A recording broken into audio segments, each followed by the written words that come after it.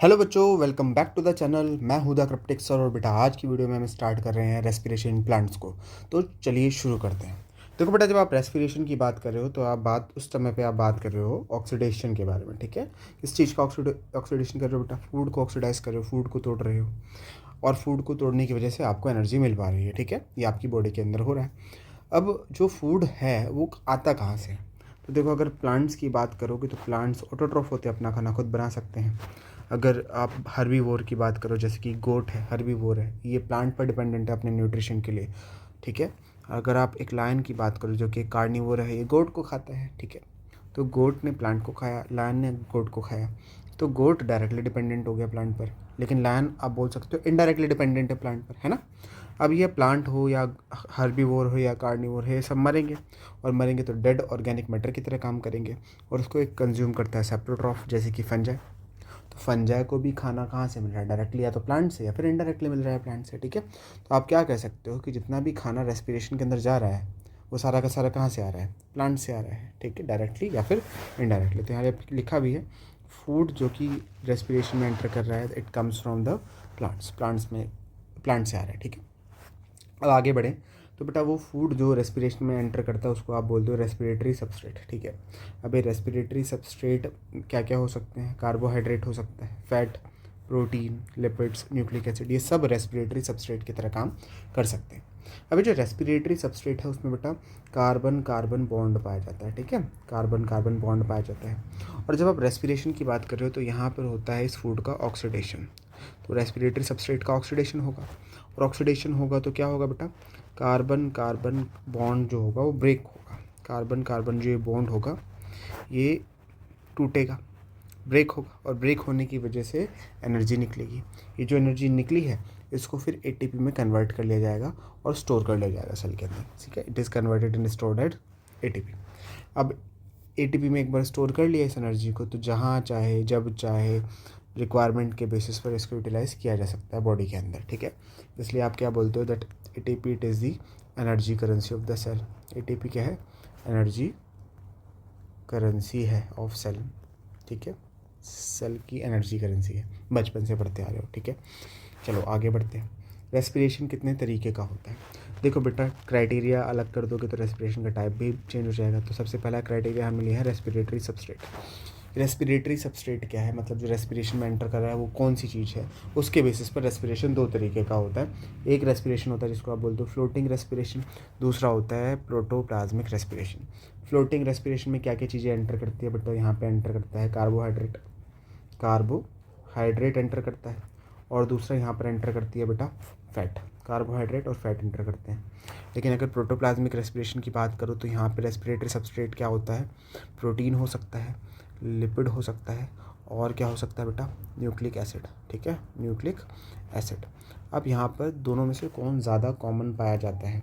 जो floating respiration है ये कॉमनली देखने को मिलता है। ठीक है, कॉमनली देखने को मिलता है, लेकिन जो प्रोटोप्लाज्मिक रेस्पिरेशन है वो काफ़ी अनकॉमन है। ठीक है, इट इज़ वेरी अनकॉमन, आसानी से नहीं मिलता। क्यों? तो बेटा देखो, सबसे पहली कोई चीज़ अगर आपकी बॉडी में टूटेगी तो वो कार्बोहाइड्रेट ही टूटेगा, है ना। कार्बोहाइड्रेट, अब मान लो कि आपकी बॉडी के अंदर का सारा कार्बोहाइड्रेट खत्म हो गया है तो उस टाइम पे बॉडी में जो फैट स्टोर्ड होता है उसको तोड़ा जाता है, उसको ब्रेक किया जाता है। अब मान लो कि सारा का सारा फैट भी कंज्यूम हो गया तो उसके बाद कहीं जाके प्रोटीन की बारी आएगी और जब प्रोटीन या लिपिड या फिर न्यूक्लिक एसिड टूटने लगते हैं बॉडी के अंदर तो उस टाइम पर बॉडी एक तरीके से आप बोल सकते हो डिग्रेड होने लगती है। तो दैट इज़ वाई इतना कॉमन नहीं होता है। अब दूसरी जो बेसिस है that is based on the presence और एब्सेंस ऑफ ऑक्सीजन। अब इसके बेसिस पर दो तरीके के होते हैं, एक एरोबिक रेस्पिरेशन और दूसरा एनारोबिक रेस्पिरेशन। जब आप एरोबिक रेस्पिरेशन की बात करते हो तो बेटा यहाँ पे ऑक्सीजन की प्रेजेंस में रेस्पिरेशन हो रहा है, लेकिन जब आप एनारोबिक रेस्पिरेशन बोल रहे हो तो यहाँ पे ऑक्सीजन की एब्सेंस में रेस्पिरेशन हो रहा है। ठीक है, तो यहाँ पे एरोबिक में ऑक्सीजन प्रेजेंट होती है, एनारोबिक में ऑक्सीजन एब्सेंट है, ऑक्सीजन एब्सेंट है। ठीक है, अब बेटा एरोबिक रेस्पिरेशन में कंप्लीट ऑक्सीडेशन होता है, पूरा फूड होता है। यहाँ पर क्या हो रहा है बेटा? कंप्लीट ऑक्सीडेशन होता है, कंप्लीट ऑक्सीडेशन होता है। लेकिन एनारोबिक रेस्पिरेशन की बात करो तो यहाँ पर क्या होता है बेटा? पार्शियल ऑक्सीडेशन होता है फूड का, पार्शियल ऑक्सीडेशन होता है फूड का, पूरा नहीं टूट पाता फूड। कहाँ कहाँ देखने को मिलता है बेटा आपको ये एरोबिक रेस्पिरेशन? तो अगर आप एडवांस्ड ऑर्गेनिजम्स की बात करो तो बेटा प्लांट्स में देखने को मिल जाता है ना। और कहाँ देखने को मिलेगा? एनिमल्स में देखने को मिल जाता है। अब ऐसा नहीं है कि लोअर ऑर्गेनिज्म में देखने को नहीं मिलता, वहाँ पर भी ये देखने को मिलेगा, ठीक है। एनारोबिक रेस्पिरेशन की बात करो, जैसे आपने सुना होगा बेटा ईस्ट, ये वहाँ देखने को आराम से मिल जाएगा, ठीक है। तो ये कुछ एग्जांपल्स याद रखने की कहाँ दिखता है कहाँ नहीं दिखता। अब अगर आप एरोबिक रेस्पिरेशन की बात करो तो वो प्लांट्स में भी हो रहा है और एनिमल्स में भी हो रहा है, ठीक है। अब एनिमल्स तो ब्रीथ कर पाते हैं, तो क्या प्लांट्स भी ब्रीथ कर सकते हैं क्या? हम एनिमल्स हैं, हम सांस अंदर ले सकते हैं, बाहर छोड़ सकते हैं, लेकिन क्या प्लांट्स भी ऐसा कर सकते हैं क्या? देखते हैं। देखो बेटा, हम ये तो नहीं बोल पाएंगे कि ऐसा ब्रीदिंग जैसा जो टेक्निक है या फिर प्रोसेस है वो कर सकता है कि नहीं कर सकता, लेकिन हाँ हमें इतना पता है कि प्लांट भी एक लिविंग ऑर्गेनिज्म है, उसे भी एनर्जी चाहिए, और एनर्जी बनाने के लिए उसको भी रेस्पिरेशन करना पड़ेगा, और रेस्पिरेशन करने के लिए उसको ऑक्सीजन चाहिए, और उसके बदले में वो कार्बन डाइऑक्साइड रिलीज़ करेगा। लेकिन हमारे जैसे लंग्स, जैसे हमें लंग्स है, जैसे प्लांट्स में कोई स्पेसिफिक ऑर्गन नहीं है गैसेस एक्सचेंज के लिए, ठीक है। जैसे हम में लंग्स होते हैं जिसकी वजह से गैसेस एक्सचेंज पॉसिबल हो पाता है, प्लांट्स में ऐसा कोई स्ट्रक्चर प्रेजेंट नहीं होता। तो बिना रेस्पिरेटरी ऑर्गन के प्लांट कैसे मैनेज करेगा? How plant can manage without respiratory organ? तो बेटा उसके पीछे के कुछ रीजंस हैं, जैसे कि प्लांट का हर पार्ट अपनी ज़रूरतों का पूरा पूरा ख्याल रख सकता है, ठीक है। जैसे अगर लीफ को ऑक्सीजन चाहिए या कार्बन डाइऑक्साइड रिलीज़ करनी है या गैसेस एक्सचेंज करना है तो वो स्टोमेटा के थ्रू कर लेगा। स्टेम को गैसेस एक्सचेंज करना है तो वो लेंटिसल्स के थ्रू कर लेता है। रूट को अगर करना है तो बेटा वो रूट की सरफेस के थ्रू कर लेता है। तो प्लांट के डिफरेंट डिफरेंट पार्ट्स ने अपना अपना काम खुद देख लिया है ना। तो एक तो रीज़न ये हो गया कि रेस्पिरेटरी ऑर्गन की ज़रूरत नहीं है। दूसरा, हम एनिमल्स हैं, हमें रेस्पिरेशन की रिक्वायरमेंट ज़्यादा होती है, हमारे में रेट ऑफ रेस्पिरेशन ज़्यादा होता है।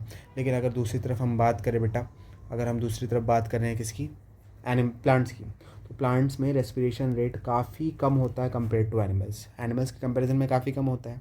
और अगर एनिमल्स में ज़्यादा है तो बेटा वहाँ गैसेस एक्सचेंज की डिमांड ज़्यादा है, अगर प्लांट्स में कम है डिमांड तो वहाँ पे गैसेस एक्सचेंज की डिमांड भी कम हो जाएगी, ठीक है।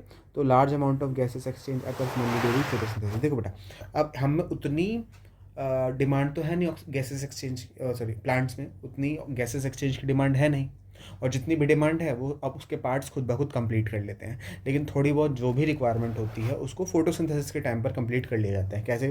अब जब फोटोसिंथेसिस होता है तो आपको पता है स्टोमेटा ओपन होता है, स्टोमेटा अंदर की तरफ क्या एंटर करता है बेटा? Carbon dioxide. अब ये कार्बन डाइऑक्साइड अंदर एंटर करा, क्या बन जाता है बेटा? कार्बोहाइड्रेट्स। कार्बोहाइड्रेट्स बनते हैं, साथ में गैस रिलीज होती है, कौन सी? ऑक्सीजन। ये ऑक्सीजन जो गैस है किसमें एंटर कर जाती है? रेस्पिरेशन में, और रेस्पिरेशन से वापस क्या निकलता है बेटा? कार्बन डाइऑक्साइड, ठीक है। तो यहाँ पर क्या हो रहा है, ये कार्बन डाइऑक्साइड दोबारा से या तो बाहर निकल जाएगी या फिर कार्बोहाइड्रेट बनाने में यूज़ हो जाती है, दोनों में से कुछ भी हो सकता है, ठीक है। और ये ऑक्सीजन बाहर भी निकल सकती है और रेस्पिरेशन में भी एंटर कर सकती है। तो यहाँ पर क्या हो रहा है कि जब फोटोसिंथेसिस हो रहा है तो ज़्यादातर गैसेस एक्सचेंज उसी टाइम पर हो जा रहा है, तो अलग से किसी स्ट्रक्चर को डेवलप करने की ज़रूरत प्लांट को पड़ ही नहीं रही है। इसके अलावा अगर हम हमारे में बेटा गैसेस जो होती है उसको बहुत लंबे डिस्टेंस तक ट्रैवल करना पड़ता है, ठीक है, ब्लड के थ्रू ट्रैवल करती है। लेकिन प्लांट्स में इतने लॉन्ग डिस्टेंस ट्रांसपोर्टेशन नहीं होता। डिफ्यूजन जो होता है वो बहुत ही छोटे छोटे डिस्टेंसेस पर होता है, और ज़्यादातर लिविंग सेल्स जो होती हैं वो प्लांट की सरफेस के पास ही प्रेजेंट होती है। तो अगर सरफेस के पास प्रेजेंट है तो उसकी वजह से क्या होगा, गैसेस जो होंगी वो आराम से सेल्स में डिफ्यूज़ हो जाएंगे, बहुत दूर तक जाना नहीं पड़ेगा, ठीक है। जैसे हमारी सेल्स तो बहुत अंदर अंदर तक है, वहाँ पे वो सरफेस से तो बहुत दूर है, तो वहाँ तक सिंपल डिफ्यूजन से तो ऑब्वियस ही बात है गैसेस एक्सचेंज नहीं हो सकता। लेकिन प्लांट्स की ज़्यादातर जो लिविंग सेल्स होती हैं वो सरफेस के पास प्रेजेंट होती है, तो वहाँ पे डिफ्यूजन आराम से हो सकता है।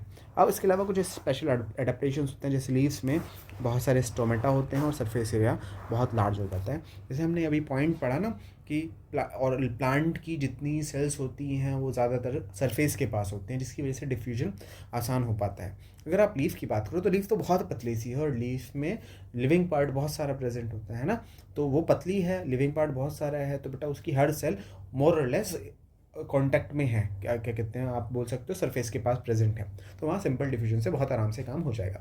लेकिन अगर आप बात करो वुडी स्टेम की, वुडी स्टेम में बाहर की तरफ बार्क होती है और बार्क के अंदर की तरफ लिविंग सेल्स प्रेजेंट होती है, लिविंग सेल्स ब्रीथ बार्क। और वहाँ तक कैसे ऑक्सीजन पहुँचेगी, तो बेटा वहाँ पे कुछ स्ट्रक्चर्स होते हैं जिसको आप बोलते हो लेंटिसल्स, और यही लेंटिसल्स उस बार्क में हेल्प करेंगे गैसेस एक्सचेंज में, स्टेम में ही गैसेस एक्सचेंज में हेल्प कराते हैं, तो स्टेम का काम भी हो गया, ठीक है। इसके अलावा मान लो जो अंदर वाली सेल, अब अंदर वाली सेल जो एक स्टेम है, जो वुडी स्टेम है, उसमें जो अंदर वाली सेल्स होती है ज़्यादातर वो सारी डेड हो जाती हैं, ठीक है, आफ्टर सेकेंडरी ग्रोथ वो सारी डेड हो जाती हैं, ठीक है। अब यहाँ पर क्या है कि मान लो बहुत अंदर वाली सेल्स फिर भी बच गई, तो वहाँ तक गैसेस कैसे पहुँचेंगी। तो बेटा जब एनाटमी पढ़ी है तो वहाँ पे एनाटमी में आपने पढ़ा है कि कुछ रीजन्स होते हैं जहाँ पे पैरेन्काइमेटस सेल्स प्रेजेंट होती है। इन पैरेन्काइमेटस सेल्स के बीच में इंटरसेलुलर स्पेस प्रेजेंट होता है। तो ये जो गैसेस होती हैं इन्हीं इंटरसेलुलर स्पेस में मूव रहती हैं। जैसे यहाँ पर ये इंटरसेलुलर स्पेस है ना, इस इंटरसेलुलर स्पेस में गैसेस आ जाती हैं। ठीक है, तो गैसेस का एक नेटवर्क बनता है और इस नेटवर्क की वजह से आप देख पा रहे हो कि जितनी भी लिविंग सेल्स हैं उसका कोई ना कोई पार्ट हमेशा गैस के कांटेक्ट में है या एयर के कांटेक्ट में रहता है। ठीक है, यहाँ पे क्या लिखा है बेटा कि internal structure of root and stem show loosely arranged parenchymatous cells, कि अगर आप रूट और स्टेम के इंटरनल स्ट्रक्चर को देखो तो वहाँ लूजली अरेंज पैरेन्काइमेटस सेल्स दिखेंगी और ये पैरेन्काइमेटस सेल्स एक इंटरकनेक्टेड एयर स्पेस बनाती है।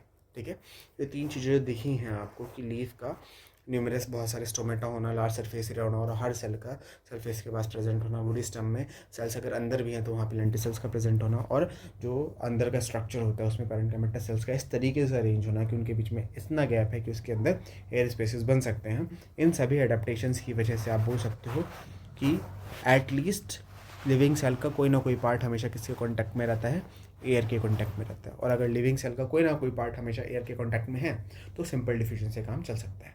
वहाँ पे कोई स्पेसिफिक स्ट्रक्चर, स्पेसिफिक ऑर्गन की ज़रूरत नहीं होती गैसेस एक्सचेंज के लिए। ठीक है, तो यही रीजंस होते हैं कि प्लांट्स, आप अगर बोलो कि प्लांट्स ब्रीथ करते हैं या नहीं करते हैं तो उसको एक्सप्लेन कर पाना काफ़ी मुश्किल है। लेकिन हाँ, अब इतना बोल सकते हो कि प्लांट्स को ऑक्सीजन की ज़रूरत है, वो कार्बन डाइऑक्साइड रिलीज करता है, लेकिन उसके अंदर कोई स्पेसिफिक रेस्पिरेटरी स्ट्रक्चर या रेस्पिरेटरी ऑर्गन नहीं प्रेजेंट, अनलाइक एनिमल्स, जैसे एनिमल्स में प्रेजेंट होता है। ठीक है, अब इसके बाद बेटा ग्लूकोज को तोड़ना है। ग्लूकोज को तोड़ के पूरा का पूरा ऑक्सीडाइज करोगे तो बेटा ग्लूकोज के 6 मॉलिक्यूल्स ऑक्सीजन लगेंगे, मिलेगा क्या 6 molecules carbon dioxide, 6 molecules water और साथ में रिलीज होगी क्या, एनर्जी। ठीक है, अब यहाँ पे देखो प्रोसीजर क्या है कि ग्लूकोज को अगर आप एक ही बारे में तोड़ दोगे तो एक large amount of energy release होगी और जितनी लार्ज अमाउंट ऑफ एनर्जी है इसमें से ज़्यादातर energy, most of the energy जो होगी वो कहाँ चली जाएगी, एज अ हीट बाहर रिलीज़ हो जाएगी। ठीक है, मोस्ट ऑफ द एनर्जी बाहर हीट की फॉर्म में रिलीज़ हो जाएगी। लेकिन एक स्मॉल अमाउंट जो होगा, बहुत ही छोटा सा अमाउंट, ये स्मॉल अमाउंट जो है वो आप कन्वर्ट कर पाओगे किस में, एटीपी में। ठीक है, तो एक स्टेप में अगर तोड़ोगे तो बेटा उतना एफिशिएंट सिस्टम ही नहीं है ना आपके पास कि आप सारी एक टाइम में निकली एनर्जी को एटीपी में कन्वर्ट कर सको। ठीक है, तो जितनी ज़्यादातर एनर्जी निकलेगी वो सारी हीट की फॉर्म में बाहर निकल जाएगी, बची खुची जो एनर्जी बचेगी उसी को आप एटीपी में कन्वर्ट कर पाओगे। ठीक है, अगर आपने ये चीज़ एक स्टेप में करी तो इस चीज़ को किस तरीके से किया जाए कि मैक्सिमम एनर्जी आप एटीपी में कन्वर्ट कर पाओ। तो बेटा अब अगर आप ग्लूकोज को छोटे छोटे स्मॉल स्टेप्स में तोड़ देते हो, ठीक है, छोटे छोटे स्टेप्स में आप ऑक्सीडाइज करते हो तो बेटा हर स्टेप में स्मॉल अमाउंट ऑफ एनर्जी निकलती है। ठीक है, small amount of energy is release at each step, और small amount of energy release होगी तो इसमें ज़्यादातर एनर्जी किस में कन्वर्ट कर पाओगे, एटीपी में। ये है कि थोड़ी बहुत एनर्जी फिर भी यहाँ पर इसमें रिलीज़ हो जाएगी बेटे, हीट की फॉर्म में रिलीज़ हो जाएगी। लेकिन फिर भी एक कंपेयर टू कि जब आप एक ही बारी में ऑक्सीडाइज कर रहे थे वहाँ पर जितनी एनर्जी हीट की फॉर्म में रिलीज़ हो रही थी उसके कंपैरिजन में सेकंड वाले केस में बेटा एनर्जी जो हीट की फॉर्म में रिलीज़ हो रही है वो बहुत कम है। फर्स्ट वाले केस में जितनी एनर्जी आप एटीपी की फॉर्म में हार्नेस कर पा रहे थे वो एनर्जी बहुत कम थी कंपेयर टू जो सेकंड वाला केस है। ठीक है, अब मैं ये नहीं कह रहा कि ग्लूकोज में जितनी एनर्जी होती है सारी की सारी एटीपी में कन्वर्ट हो जाती है, सारी कभी नहीं होती है। इवन एरोबिक रेस्पिरेशन का जो रेस्पिरेटरी एफिशिएंसी होती है वो 45% होती है। ग्लूकोज में जितनी एनर्जी है उसका फिर 45% के आसपास ही एटीपी बना पाता है, बाकी 55% तो अभी भी जा रहा है, रिलीज हो रहा है ना। लेकिन अगर आप इसी, और वो तब हो रहा है जब आप उसको स्टेप वाइज प्रोसेस में ऑक्सीडाइज कर रहे हो, छोटे छोटे स्मॉल स्टेप्स में ऑक्सीडाइज कर रहे हो। अगर आप एक ही बारे में कर देते, ठीक है, तो जितनी एनर्जी निकल रही थी उसमें से अराउंड मान लो कि 95, 96, 97% हीट की फॉर्म में निकल जाती, 4-5% मुश्किल से आप हार्नेस कर पाते हो उस केस में एनर्जी। ठीक है, तो इसलिए की क्या है कि ग्लूकोज को या किसी भी रेस्पिरेटरी सबस्ट्रेट को छोटे छोटे मल्टीपल स्टेप्स में ऑक्सीडाइज करा जाए और हर स्टेप इतना बड़ा हो कि उसमें इतनी एनर्जी निकल जाए कि उसको एटीपी में कन्वर्ट किया जा सके। ठीक है, सो बेटा ये था हमारा लेक्चर और आप, आई होप कि आपको ये लेक्चर पसंद आया होगा, समझ में आया होगा। अगर आपको लेक्चर समझ में आया, पसंद आया तो वीडियो को लाइक करना, चैनल को सब्सक्राइब करना और बेटा अपने दोस्तों के साथ इस वीडियो को शेयर ज़रूर करना। ठीक है, अब हम मिलेंगे आपको हमारी नेक्स्ट वीडियो में, तब तक के लिए आप हंसते रहिए, मुस्कुराते रहिए, पढ़ते रहिए। Thank you and bye bye.